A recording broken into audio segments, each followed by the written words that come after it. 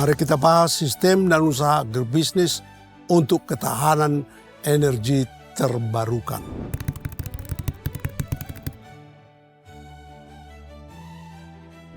Energi merupakan salah satu kebutuhan dasar bagi masyarakat modern. Hampir semua kegiatan dan kehidupan memerlukan energi. Karena itu setiap negara berupaya menguasai sumber-sumber energi baik untuk kebutuhan masa kini maupun untuk kebutuhan masa depan. Ketahanan energi atau energy security merupakan suatu kondisi yang menunjukkan kemampuan suatu negara atau daerah memenuhi kebutuhan energi baik saat ini dan masa depan dengan harga yang rasional. Hal ini menyangkut 4 aspek ketahanan energi, yakni ketersediaan atau availability, akses sumber energi bagi semua pihak, accessibility, keterjangkauan atau affordability, dan berkelanjutan secara lingkungan atau environmental sustainability. Lebih dari 100 tahun terakhir, dunia termasuk Indonesia tergantung pada energi fosil seperti minyak bumi, batu bara, dan gas alam. Energi fosil tersebut merupakan energi yang tidak dapat diperbarui atau non-renewable energy yang suatu saat akan habis. Selain tidak dapat diperbarui, energi fosil tersebut juga tidak ramah lingkungan.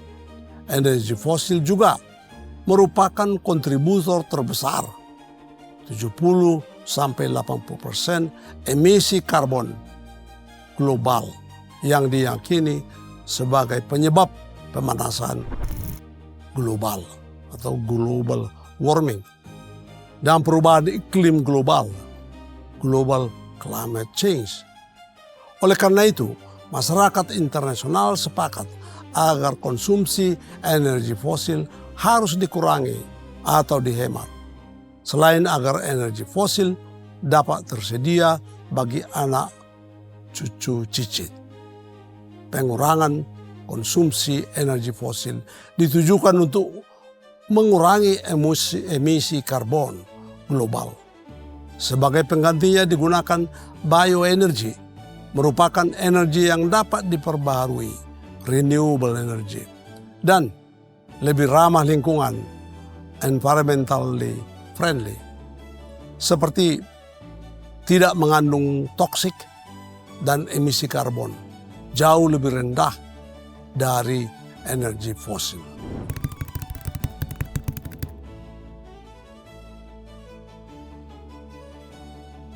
Satu-satunya sumber energi di alam semesta ini adalah energi matahari, energi surya terpancar sepanjang masa. Tumbuhan atau tanaman hijau diciptakan Tuhan yang Maha Kuasa, memiliki kemampuan untuk menangkap, memanen energi surya melalui proses fotosintesis yang kemudian menyimpan energi tersebut menjadi energi kimia, terutama dalam bentuk senyawa karbohidrat, lemak, minyak nabati, dan hewani. Energi kimia pada tanaman dan hewan ini menjadi bahan baku bioenergi. Dari sudut pandang energi, subsistem usaha tani atau on-farm agribisnis, yakni tanaman pangan, hortikultura, perkebunan, peternakan, perikanan perairan, dan kehutanan merupakan mesin biologis pemanen dan penyimpan energi surya. Sepanjang matahari masih bersinar, proses fotosintesis tetap berlangsung. Penangkapan dan pemanenan serta penyimpanan energi surya tetap berlangsung dan bioenergi tetap tersedia. Hal inilah mengapa bioenergi disebut sebagai energi renewable. Sistem dan usaha agribisnis menghasilkan 3 generasi energi, yakni energi generasi pertama, first generation energy, yakni bioenergi dari bahan baku food crops. Energi generasi kedua, second generation energy, yakni bioenergi dari bahan baku non-food, biomass, dan waste. Dan energi generasi ketiga atau third generation, yakni bioenergi dengan menggunakan bahan baku algae. Berbagai jenis bioenergi dapat menjadi substitusi energi fosil.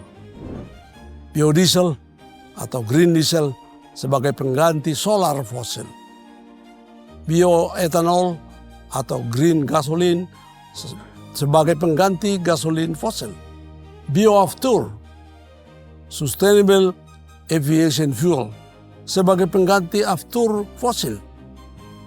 Biocoal atau cangkang sebagai pengganti batu bara. Biogas sebagai pengganti gas alam dan bioenergi lainnya.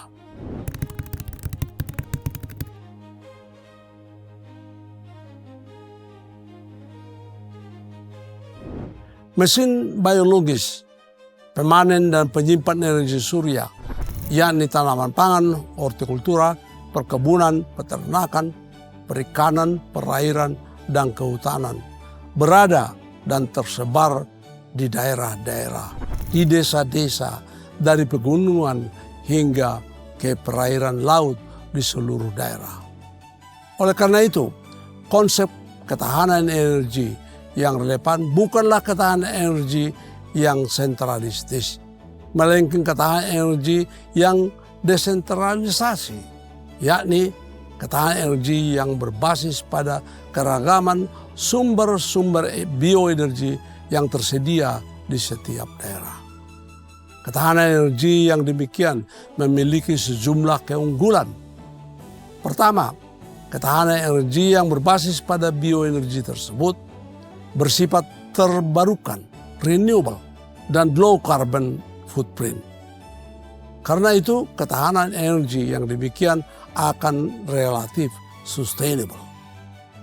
Kedua, ketahanan energi yang berbasis pada keragaman sumber bioenergi daerah lebih adaptif sehingga lebih tahan guncangan eksternal baik ekonomi maupun iklim. Ketiga, ketahanan energi yang berbasis pada keragaman bioenergi di setiap daerah, biaya logistik dan biaya transportasi atau delivery akan lebih minimum dan menghemat emisi.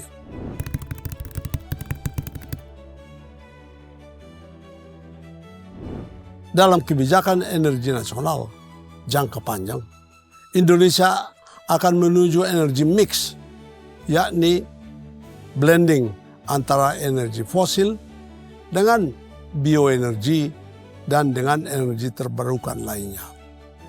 Harga bioenergi yang relatif mahal dibandingkan dengan energi fosil menyebabkan kebijakan energi mix menjadi pilihan yang realistis di Indonesia maupun secara internasional. Mandatory biodiesel di Indonesia merupakan salah satu kebijakan mandatory energi terbarukan yang relatif berhasil. Mandatory biodiesel mengganti sebagian energi solar atau fosil dengan biodiesel dari sawit. Sejak Januari 2025, Indonesia telah masuk ke mandatory B40 dan ditargetkan pada 2026 akan masuk ke B50.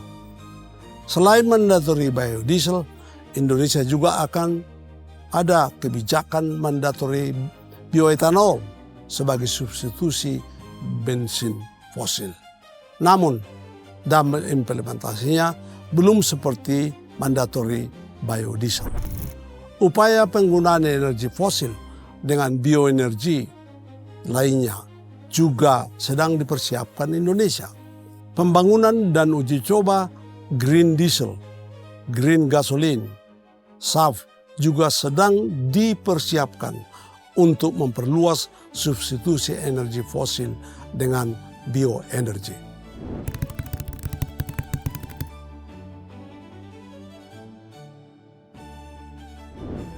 Upaya mengganti energi fosil dengan energi terbarukan, khususnya bioenergi, menghadapi sejumlah tantangan. Yang pertama, harga bioenergi yang masih lebih mahal dibandingkan dengan energi fosil. Energi fosil yang relatif murah meskipun dinilai energi kotor dan non-renewable energy berhadapan dengan bioenergi yang relatif bersih atau green, renewable energy, namun harga mahal. Meskipun masyarakat konsumen setuju dengan energi green, renewable, low carbon, namun masyarakat belum bersedia membayar willingness to pay energi green tersebut. Sehingga dalam mandatory energi terbarukan, isu pembiayaan subsidi insentif mandatory bioenergi menentukan keberhasilan implementasi. Kedua, untuk sebagian bahan baku bioenergi masih berhadapan dengan isu food fuel trade-off.